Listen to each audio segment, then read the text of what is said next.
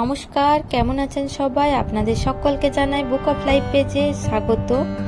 আজ আবারও এসেছি একটি নতুন রেসিপি নিয়ে আপনাদের সাথে শেয়ার করব। আজকে বানাবো আমি সুজির উপমা, বা অনেকেই এই নামে চেনেন ঝাল সুজি। সুজির উপমা বা ঝাল সুজি বানানোর কি কি উপকরণ লাগবে বা কিভাবে বানাবো সবটি আজকে আপনাদের সাথে শেয়ার করব। আর এরকম সুন্দর ঝুরঝুরে সুজির উপমা কিভাবে বানাবেন সেটিও এখানে দেখতে পাবেন। এখানে আমি নিয়েছি কিছুটা পরিমাণ গাজর কুচি, কিছুটা পেঁয়াজ কুচি ও দুটো লঙ্কা। ভালো করে আমি ধুয়ে পরিষ্কার করে এগুলিকে কুচি করে নিয়েছি। এবারে আমরা রান্নাটিকে শুরু করব। প্রথমেই আমি একটি খালি প্যানকে বসিয়ে দিয়েছি বার্নারের ওপর গরম হওয়ার জন্য।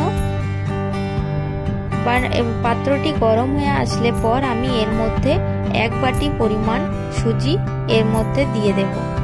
আর অবশ্যই আমি সুজিটিকে ভাজবো লো টু মিডিয়াম হিটে, কারণ সুজির কালার চেঞ্জ হয়ে গেলে সুজির উপমা দেখতে একটু ভালো লাগে না। তাই এই সুজির উপমা বানানোর জন্য এর কালারটি যাতে চেঞ্জ না হয় সেদিকেও একটু ধ্যান রাখতে হবে। ভালোভাবে এটিকে ভেজে নেব। অবশ্যই আপনাদের কাছে অনুরোধ রইল এই সম্পূর্ণ ভিডিওটি দেখার জন্য। এখানে আমার সুজিটি ভাজা হয়ে গেছে। এবার আমি এটিকে একটি পাত্রে ঢেলে নেব। আবারও আমি পাত্রটিকে বসিয়ে দিলাম বার্নারে। এবার আমি এর মধ্যে দিয়ে দেব 1/2 চা চামচ পরিমাণ রিফাইন তেল। রিফাইন তেল গরম হয়ে আসলে পর এর মধ্যে আমি 2 টেবিল চামচ পরিমাণ কাঁচা বাদাম অ্যাড করে দিলাম। আর দিয়ে দিলাম এর মধ্যে সামান্য একটুখানি নুন।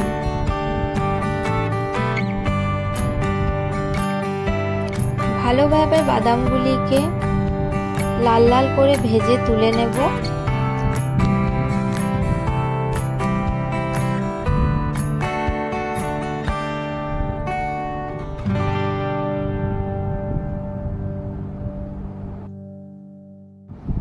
হয়ে গেছে আমার বাদামগুলি ভাজা। এবারে তুলে নেব এগুলিকে। অবশ্যই আপনারা যদি আমার চ্যানেলে নতুন সদস্য হয়ে থাকেন প্লিজ আমার চ্যানেলটিকে সাবস্ক্রাইব করে রাখবেন আর পাশে থাকা বেল আইকনটিকেও প্রেস করে দেবেন। এরপর এর মধ্যে আমি আরো অ্যাড করে দিলাম 1.5 টিস্পুনের মতন রিফাইন অয়েল।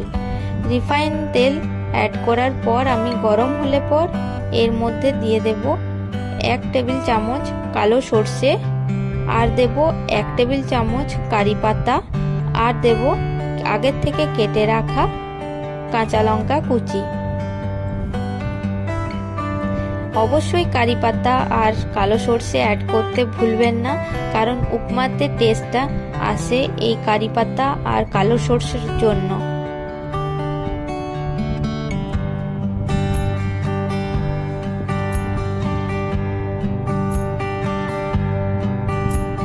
এরপর এর মধ্যে অ্যাড করে দিলাম আগে থেকে কেটে রাখা পেঁয়াজ কুচি।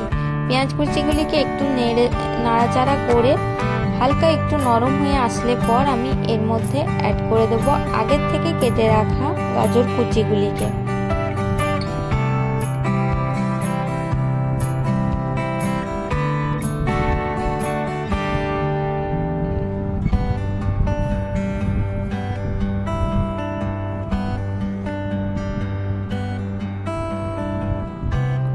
দিয়ে দিলাম গাজর কুচিগুলিকে, দিয়ে ভালোভাবে আরেকটু নাড়াচাড়া করে নেব। আর এর মধ্যে দেব একটু পরিমাণ মতন লবণ। আরো একবার ভালোভাবে নাড়াচাড়া করে নিয়ে এটিকে কিছুক্ষণের জন্য হতে দেব।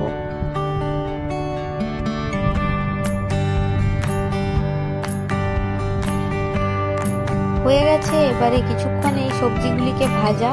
এরপর আমি এর মধ্যে দিয়ে দিলাম, যেহেতু আমি 1 বাটি সুজি নিয়েছি তাই এখানে 1.5 বাটির মতন জল আমি অ্যাড করে দিলাম। সবসময় আপনারা যদি ঝুরঝুরে এরকম সুজির উপমা বানাতে চান তাহলে জলটি অবশ্যই মানে কিছুটা কম নেবেন। মানে আমরা সবসময় সুজির ডাবল জল নিয়ে থাকি কোনো কিছু সুজির রেসিপি বানানোর জন্য। তো এখানে কিন্তু সুজির উপমা বানাতে গেলে একটু জলটা কম দিতে হয়। 1 বাটি সুজির জন্য 1.5 বাটি জল।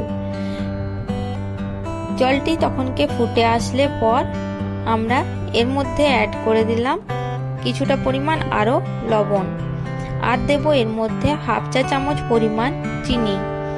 কারণ এখানে স্বাদটি ব্যালেন্স করার জন্য, নুন চিনি ঝাল ব্যালেন্স করার জন্য এখানে চিনিটি আমি অ্যাড করেছি। আপনারা চাইলে অ্যাভয়েডও করতে পারেন।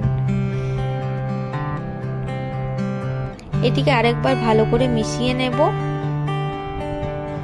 আমি এটিকে ফুটতে রেখে দিয়েছিলাম, ফুটে এসেছে। এরপর আমি এর মধ্যে আস্তে আস্তে সুজিটিকে ঢেলে দিলাম। সুজিটি এক হাতে ঢালতে হবে আর এক হাতে নাড়াচাড়া করতে হবে, না হলে কিন্তু সুজিটি দলা পেকে যাবে। দেখুন সুজির উপমাটি কতটা ঝরঝরে হয়ে গেছে। আর অবশ্যই সুজির উপমা বানানোর পর কিছুক্ষণ রেস্টে রেখে দেবেন, 5 থেকে 10 মিনিট রেস্টে ছেড়ে দেবেন, তাহলে সুজির উপমাটি আরো ঝরঝরে এবং খুব সুন্দর খেতে লাগবে। এবার আমরা গ্যাসের বার্নারটিকে অফ করে দেব আর তার সাথে এটিকে 10 মিনিট রেস্টের জন্য ছেড়ে দেব। 10 মিনিট বাদ আমি এই সুজির উপমাটিকে ছোলার ডালের চাটনির সাথে সার্ভ করব। আর অবশ্যই আপনাদের সাথে আমি ছোলার ডালের চাটনির রেসিপিটি এখানে শেয়ার করতে পারিনি, তাই এটিকে আমি পরবর্তী অন্য আরেকটি ব্লগে আপনাদের সঙ্গে শেয়ার করব। এই রান্নাটি কেমন লাগলো অবশ্যই আমাকে কমেন্ট করে জানাবেন। আর ভালো লাগলে অবশ্যই আমার চ্যানেলকে সাবস্ক্রাইব করবেন, লাইক শেয়ার করবেন।